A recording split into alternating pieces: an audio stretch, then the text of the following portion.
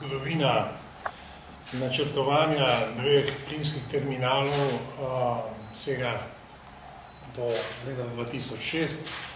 Če se spomnite, takrat je celo zunanji minister prvič se sestal z guvernerjem, takratnim guvernerjem Furlanijske krajine Ricardo Miljem in iz tistega sestanka ni bilo nam, nobenemu pač jasno, kakšno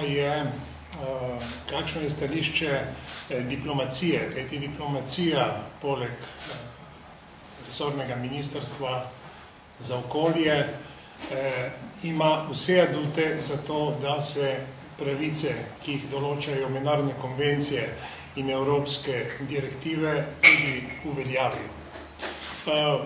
V teh dneh je na ogledu na sedežu Agencije za okolje v Kopru gradivo, dokumentacija, ki prikazuje te novosti italijanskega načrtovanja.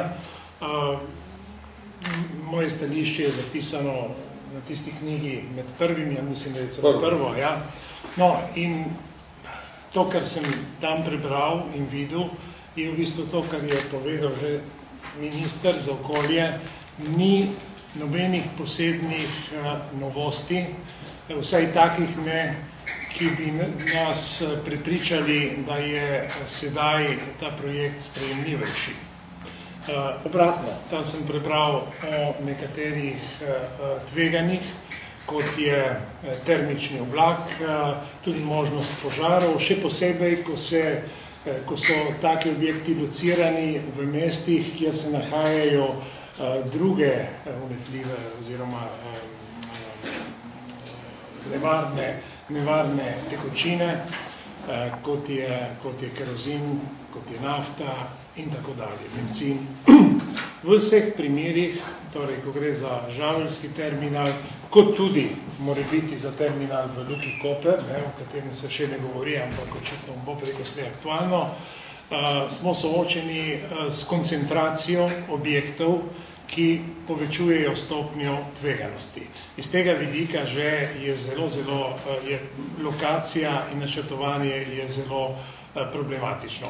Ampak, če se vrnem za trenutek k vlogi naše diplomacije, dejansko še danes ne vemo, nam ni jasno, kaj je postorila slovenska diplomacija in zunanje ministrstvo za to, da bi vsaj pomagala okoljskemu ministru in ministrstvu uveljaviti to, kar je bilo Italijanom in Evropski uniji posredovano. Kot vemo, je minister Podobnik nekajkrat pisal svojim kolegom. Za določen čas je bilo načrtovanje ustavljeno, tudi ker na drugi strani je bil kolega iz Zelene stranke, ki se ni strinjal s temi terminali v Tržaškem zalivu, ampak ker ga danes ni več, se zgodba nadaljuje.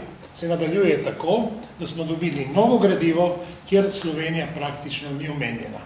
Vse pripombe, vsa priporočila, vsa poročila strokovne skupine vlade, ki so bila zelo jasna in ki jih je tudi Franci prej omenil, govorijo o zelo visoki nevarnosti in uničujočem vplivu takih objektov.